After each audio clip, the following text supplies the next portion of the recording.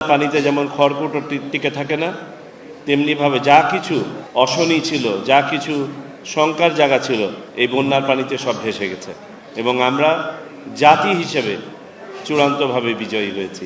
আমাদের চেষ্টা শতকরা 100 ভাগ ছিল।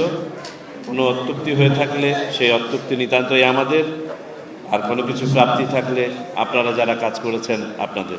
দেশবাসীর প্রতি আমাদের একান্ত কৃতজ্ঞতা যে তারা স্বতঃস্ফূর্তভাবে ঈদ উৎসবের মতো এই আয়োজনে অংশগ্রহণ করেছেন। আমাদের একটাই কমিটমেন্ট ছিল যে আমরা নির্মোহভাবে আইন প্রয়োগ করে স্বচ্ছ এবং নিরপেক্ষ একটি নির্বাচন উপহার দিব। আমাদের চেষ্টা শতকরা 100 ভাগ ছিল। কোনো অত্যুক্তি হয়ে থাকলে সেই অত্যুক্তি নিতান্তই আমাদের, আর কোনো কিছু প্রাপ্তি থাকলে আপনারা যারা কাজ করেছেন আপনাদের। আমরা মনে করি জাতি হিসেবে আমাদের মান, সম্মান, ভাবমূর্তি বিশ্ববাজারে, আমাদের বার্গেনিং ক্যাপাসিটি, আমাদের বিনিয়োগ, কর্মসংস্থান হেন কিছু নাই যেটা এই নির্বাচনের সাথে সম্পৃক্ত ছিল না। সুতরাং নির্বাচন কমিশনের পক্ষ থেকে আমরা শুধু এটাকে নেহায়েত একটা নির্বাচন অনুষ্ঠানের দায়িত্ব হিসেবে নেই নাই, এটা আমাদের একটা পবিত্র আমানত হিসেবে আমরা গ্রহণ করেছিলাম। কাছে আসা সহজ হয়ে যায় যখন ফ্রেশ বেদ থাকে 18 ঘন্টা পর্যন্ত। হাই,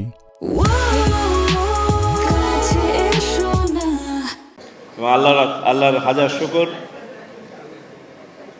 তিনি নেহায়েত রহমত করেছেন বিধায় আমরা সুষ্ঠুভাবে এই মহাযজ্ঞ সম্পাদন করতে পেরেছি। দেশবাসীর প্রতি আমাদের একান্ত কৃতজ্ঞতা যে তারা স্বতঃস্ফূর্তভাবে ঈদ উৎসবের মতো এই আয়োজনে অংশগ্রহণ করেছেন, যে কারণে বন্যার পানিতে যেমন খড়কুটো টিকে থাকে না, তেমনিভাবে যা কিছু অশনি ছিল, যা কিছু শঙ্কার জায়গা ছিল, এই বন্যার পানিতে সব ভেসে গেছে এবং আমরা জাতি হিসেবে চূড়ান্তভাবে বিজয়ী হয়েছি। আমি আর কথা বাড়াই না, পুনরায় আপনাদের কাছে কৃতজ্ঞতা জ্ঞাপন করছি নির্বাচন কমিশনের পক্ষ থেকে। আমাদের এখানে সাংবাদিক ভাইরা, বিশেষ করে আমাদের রাজনৈতিক নেতৃবৃন্দ সারা রাত ছিলেন, আমি আপনাদের সাথে ছিলাম। আমাদের প্রশাসনিক ব্যবস্থাপনায় হয়তো কোনো ঘাটতি থেকে থাকবে, আপনাদেরকে যথাযথভাবে আমরা লুক আফটার করতে পারি নাই। দয়া করে আপনারা এগুলো ক্ষমা সুন্দর দৃষ্টিতে দেখবেন। অ্যান্ড ইনশাল্লাহ আমরা সন্ধ্যাবেলায় যখন আজকে আমাদের বিদেশি ভাই বোনদেরকে আমরা শুভেচ্ছা জানাবো একটি ডিনারের মাধ্যমে, সেখানে যদি আবারও দেখা হয়, কথা হবে। আর আমাদের যা কিছু অত্যুক্তি ছিল গত 2 দিন, ইনশাল্লাহ ভবিষ্যতে কোনো এক সময় পুষিয়ে দেব। তো সবাই ভালো থাকবেন। বাংলাদেশ চিরজীবী হোক। বাংলাদেশের গণতন্ত্র আর কখনোই যেন তার নির্দিষ্ট যে রেল আছে সেখান থেকে বিচ্যুত না হই।